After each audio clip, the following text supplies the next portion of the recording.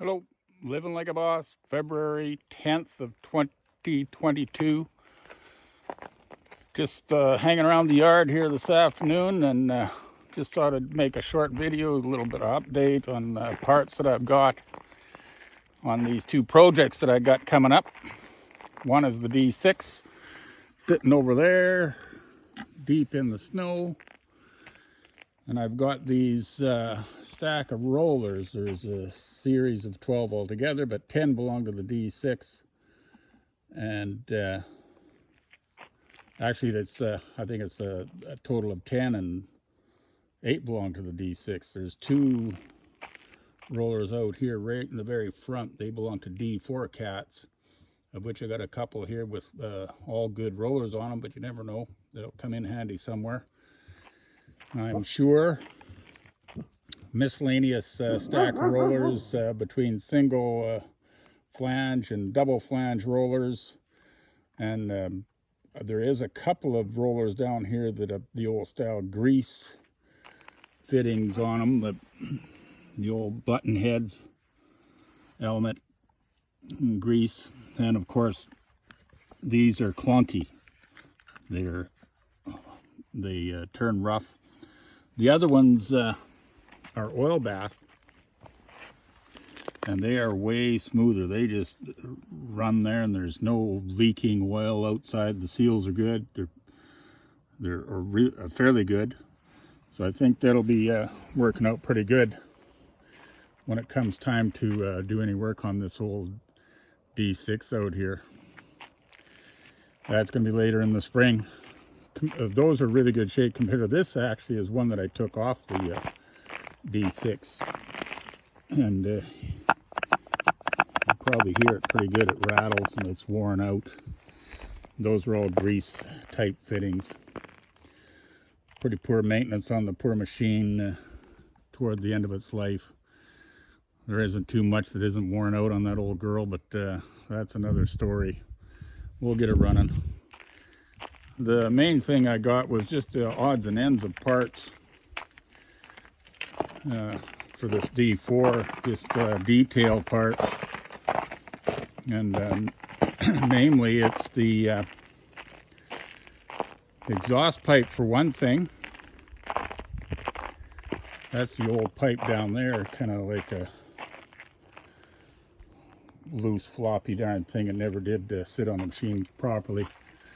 But that's what I picked up there down in Vernon, over across the Monashee. Got the little piece of pipe there with a rain cap on it. It's a snug friction fit to the stump that's on the manifold that Cat put out from factory, that little stump. It just fits right on there, and I think that's going to work out pretty good.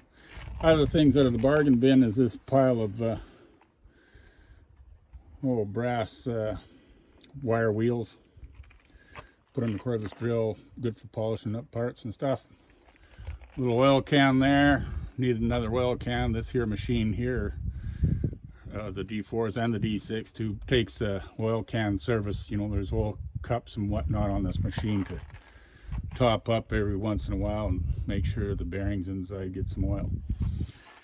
Down over here, I'm going to go to the other side eventually, but down right here is a generator, a 6-volt generator, and it's only wired to run the lights.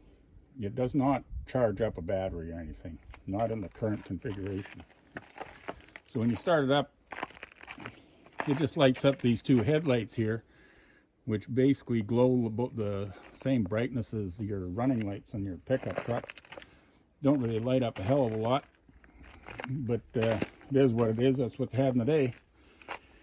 And then over here I got out of the bargain bin, a little battery box that I'm going to put the battery in on the fender here to run this electric starting motor. It's a 12-volt starting motor, belt over to the flywheel of the pony motor there, and that's how I start this pony, as opposed to wrapping a rope around there and pulling for 5 or 10 minutes probably. This thing just starts that right up.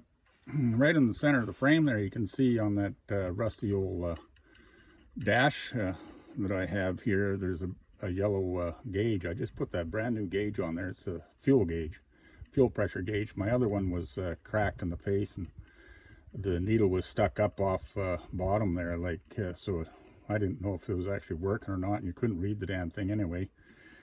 So I found this gauge in town.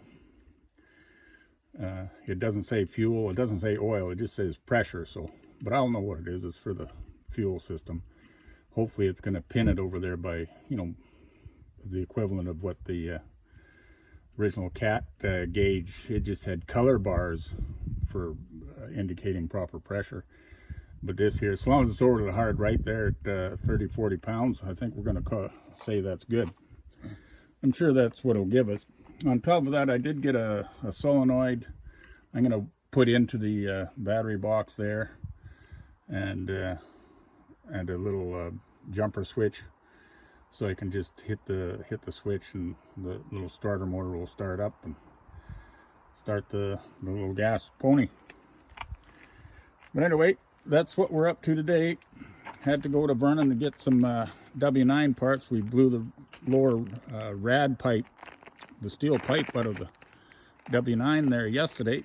Went to Vernon there this morning to pick up some parts and brought that over to the mechanic there in town. He should have that fixed up here real quick, and I'll go get it and hook her on up and hit for Idaho in the morning. Okay, we'll catch up to you later.